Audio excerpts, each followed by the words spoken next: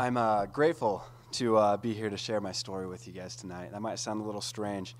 I remember 2 years ago sitting in a meeting similar to this and listening to a man share his story about his sexual addiction and his recovery from that addiction. And I remember sitting there living in all my shame and my guilt and my fear around what I was going through and looking at that guy saying, I could never in my life ever stand and do that. And a lot's happened in the last 2 years to the point where I'm so grateful for this opportunity that I can share my story. I'm grateful that I was here to listen to Dr. Carroll as well. That presentation was incredible, and I add my testimony to the things that he said were true, especially in how he addressed how parents can address it with their kids and the boldness that needs to take place in that. And the comfortability I think that parents need to have when addressing this issue with their kids. My story started when I was about 6 or 7 years old. A close friend of mine brought a deck of pornographic playing cards to my house, and we looked through them. And I didn't know anything about sexuality, about girls. I still hated girls back then. And I didn't really know what was going on or what we were doing, what we were participating in. I do remember the rush I felt, though.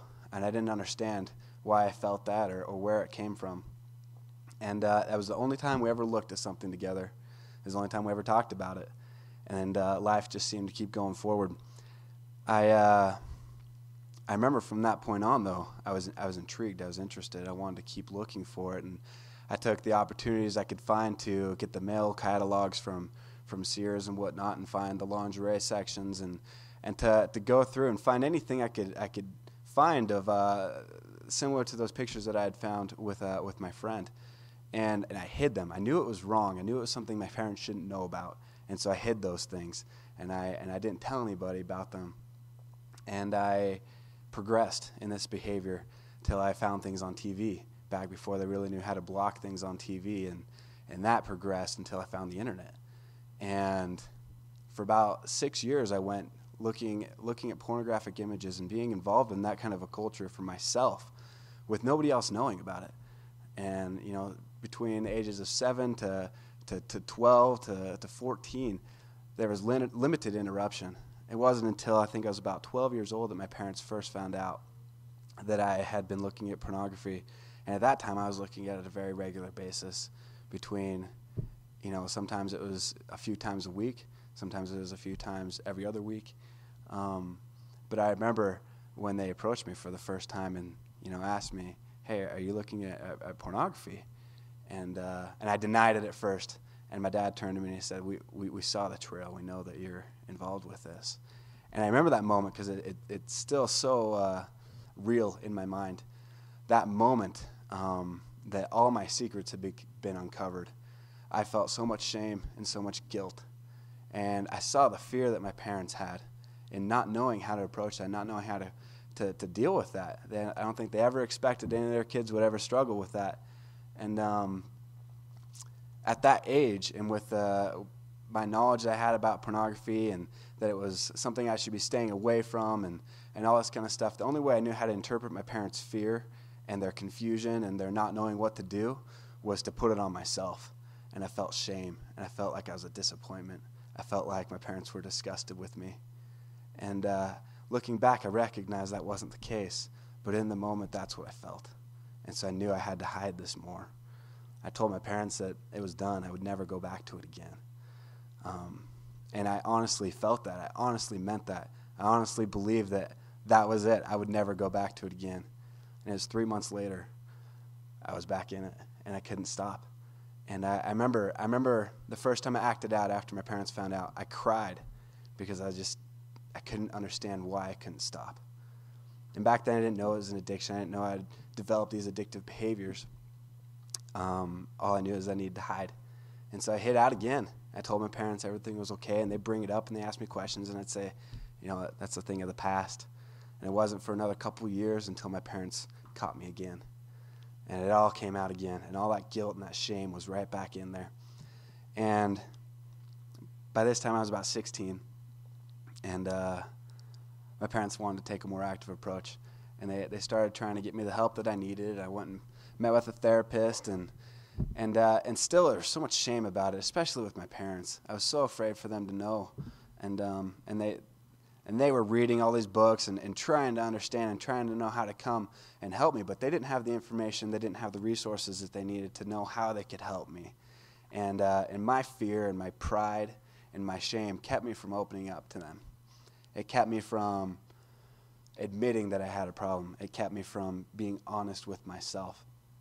And throughout all these years, I turned inward on myself. I started to beat myself up. I appreciated the metaphors that Dr. Carroll shared. And those two kind of shame-based metaphors that he shared with at first were the ones I was brought up with. With whatever meeting I went to, I always heard, stay away from pornography. This will destroy your life. This will destroy your marriage. You will never find happiness in this. And all I heard was, you've been in this for 7 years, 8 years, 10 years already, and you can't turn back now. You are destroyed. You are bad. And I never heard those messages of hope and recovery and healing. And so I turned inward, and I felt bad about who I was. And it affected me in every area of my life, socially, with my friends, with my parents, with people that I interacted with. I wasn't okay with who I was, and so I didn't express myself, and I turned inward. And I'm so sad about that because I like who I am now. and I see that I had so many great qualities and things that I didn't let shine, I didn't let show forth, because I was so ashamed of who I was or what I was doing. And it wasn't until I am LDS, and I went to college and was trying to get onto an LDS mission to go and serve for 2 years. And you have to have a certain amount of sobriety and living a certain morale in your life to be able to serve a mission. And so I was trying to clean up my life and get out on a mission. And I finally got to a point where my ecclesiastical leader said, okay, you can go. And I went out on my mission, and for 2 years I struggled. I struggled with masturbation, and there was pornography everywhere that I went. I served out in Europe, and it was everywhere. And I felt a lot of guilt and shame about that too. And I knew that I was going to struggle when I got home. I expressed that with my mission president. I expressed that with him, and he encouraged me that things were going to be okay. And I got home from my mission, and I fell back into it. And I fell back into it deeply. And I was so scared and so confused, and I didn't know what to do. And it wasn't until I went to my first mission reunion where I was speaking to an older sister that was in my mission, and I was asking what she was doing, and she told me how she was a therapist for a pornography addiction recovery program called Lifeline.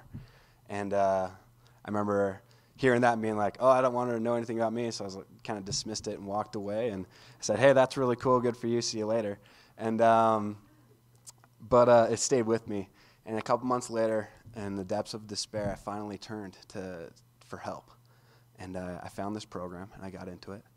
And I started realizing that there were answers. I wasn't a lost cause. There was hope.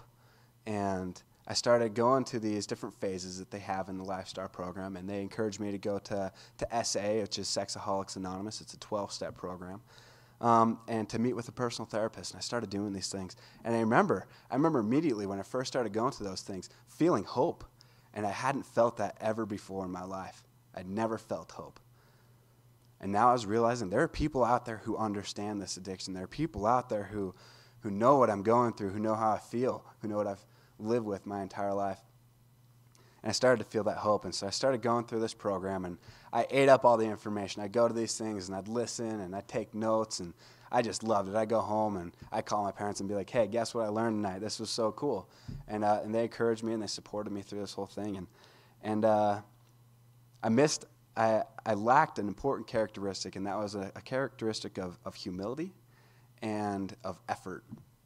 And I went through SA for a year and a half and never worked the first step. I had a sponsor, someone who I could call for support and help and guidance with my questions and to hold me accountable, and I never called him.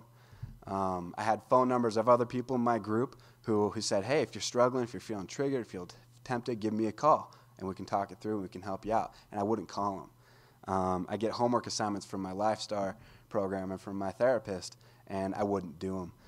Even though on the outside I really enjoyed the information and I really did sincerely want to change, that change of heart hadn't come yet. And it took me time. It took me time and it took me struggling. And it wasn't until a year and a half later that I finally got to a point where my heart was changing and humility was coming into my life. And I was finally open to receiving the help that I needed. And I started to make commitments to myself. I started saying, okay, I'm going to work my steps today. I'm going to make phone calls today. And I'm not going to miss a day of doing this, because if I miss a day, then I'm telling myself that I don't matter. And if I miss a day, then I'm going to struggle and I'm going to relapse. I will. I know I will, because I did it for 15 years already. And so I finally made that commitment. And every single day I have to wake up and make that commitment still.